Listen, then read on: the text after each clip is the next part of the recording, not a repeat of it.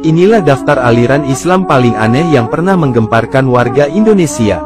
Di Indonesia, sejak dulu hingga sekarang banyak sekali aliran-aliran baru Islam yang bermunculan.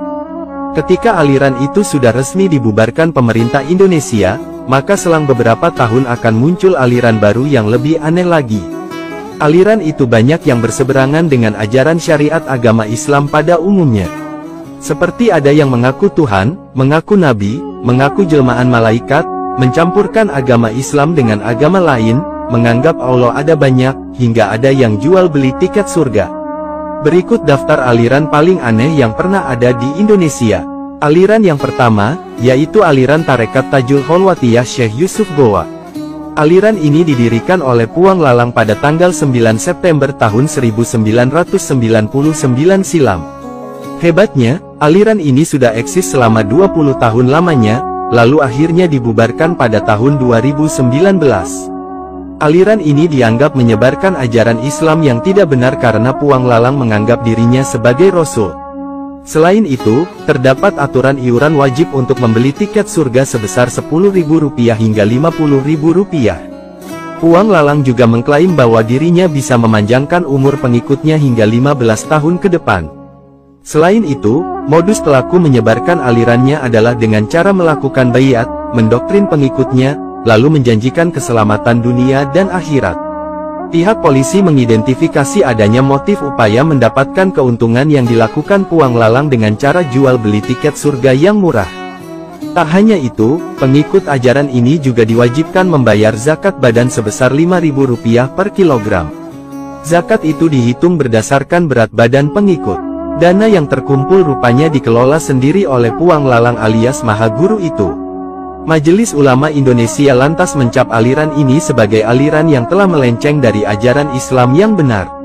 Di antara ajaran Puang Lalang adalah mengakui adanya Allah Pencipta, Allah Mama, Allah Bapa, Allah Iblis, Allah Jin, Allah Syaiton, dan Allah Nafsu.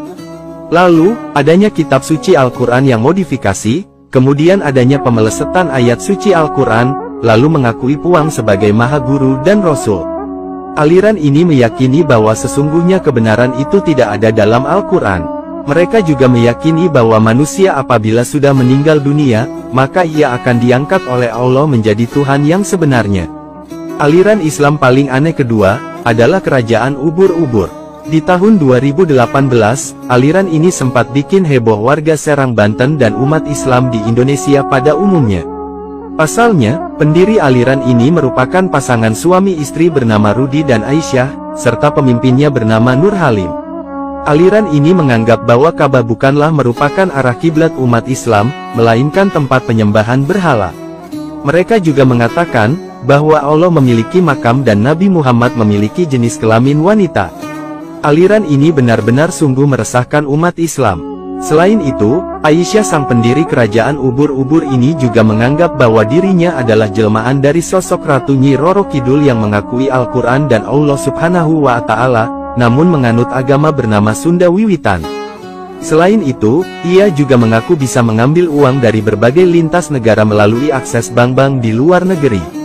Aliran ini mengadakan pertemuan setiap hari Kamis malam hingga Jumat dini hari. Mendapati penyimpangan ini, Majelis Ulama Indonesia Kota Serang kemudian memutuskan fatwa sesat kepada kelompok penganut aliran ini pada tahun 2018. Aliran Islam paling aneh ketiga, adalah Gavatar atau Gerakan Fajar Nusantara. Aliran ini didirikan oleh Ahmad Musadek. Aliran ini berasal dari Kabupaten Mempawah Timur Kalimantan Barat. Isi ajaran ini diantaranya menggabungkan ajaran agama samawi diantaranya ajaran Islam, Kristen, dan Yahudi.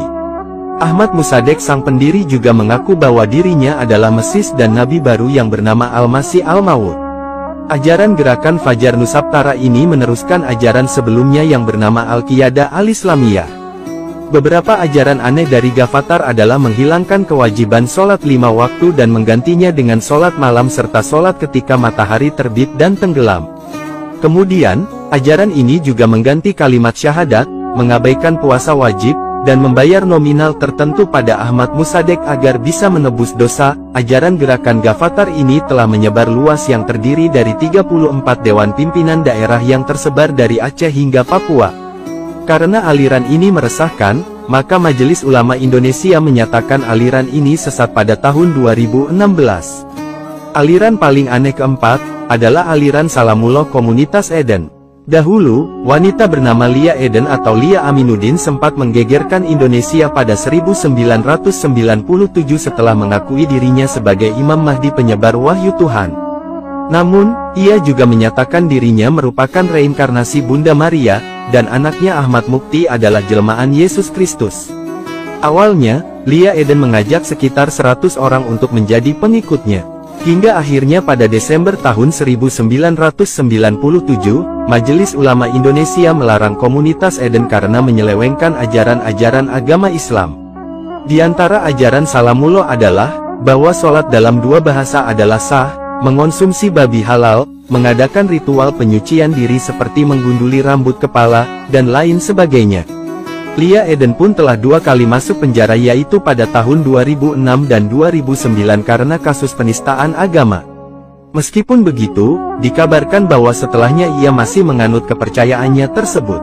Tak sampai di situ, pada 2015 ia juga mengeluarkan salah satu pernyataan menghebohkan kepada gubernur dan presiden, yaitu bahwa pesawat UFO akan segera mendarat di Monas, Jakarta. Namun anehnya, pesawat UFO tersebut tidak kunjung landing di Monas.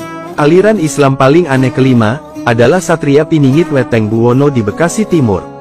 Dahulu, aliran ini didirikan oleh Agus Imam Solihin yang mengaku sebagai Tuhan pada tahun 2005-2006 sekaligus Imam Mahdi dan keturunan Presiden Soekarno. Di antara ajaran-ajarannya adalah mengajak pengikutnya meninggalkan sholat dan puasa, serta mengajarkan untuk berhubungan seksual dengan pasangannya secara bersama-sama dengan pengikut lainnya dalam satu ruangan. Karena ajarannya meresahkan, Agus akhirnya ditangkap oleh pihak kepolisian dan dijatuhi hukuman penjara selama 2 tahun 6 bulan. Aliran Islam paling aneh keenam, adalah Lembaga Pelaksana Amanah Adat dan Pancasila. Organisasi ini mengajarkan aliran yang menyelewengkan kebenaran ajaran Islam di Tanah Toraja. Pimpinan organisasi ini adalah Paruru Daeng Tau, dia mengaku sebagai nabi terakhir dan mengajarkan pengikutnya untuk meninggalkan sholat, puasa, zakat, dan haji karena bukan merupakan kewajiban. Aliran ini awalnya memiliki pengikut sebanyak 8 keluarga yang terdiri dari 50 orang di Dusun Mambura. Pemimpin organisasi ini kemudian dilaporkan Majelis Ulama Indonesia Tanah Toraja atas dugaan penistaan agama dan resmi ditahan polisi pada tanggal 15 Januari tahun 2020. Aliran Islam paling aneh ketujuh, adalah aliran Hakekok Balakasuta.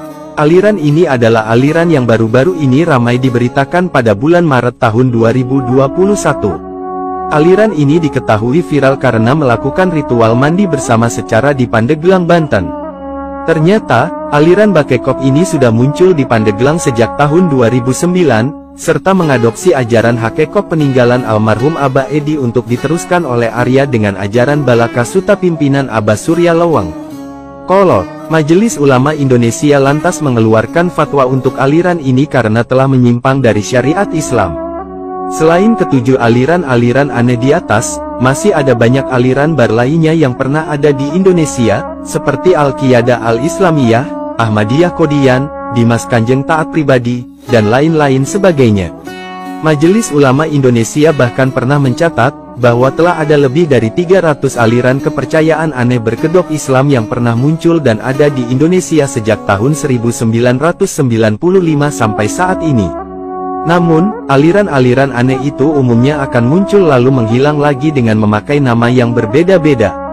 Menurut kalian, apakah masih ada nama-nama aliran aneh di Indonesia? Coba tuliskan namanya. Semoga kita semua menjadi golongan umat Islam yang selamat, dan mendapat syafaat Nabi Muhammad SAW.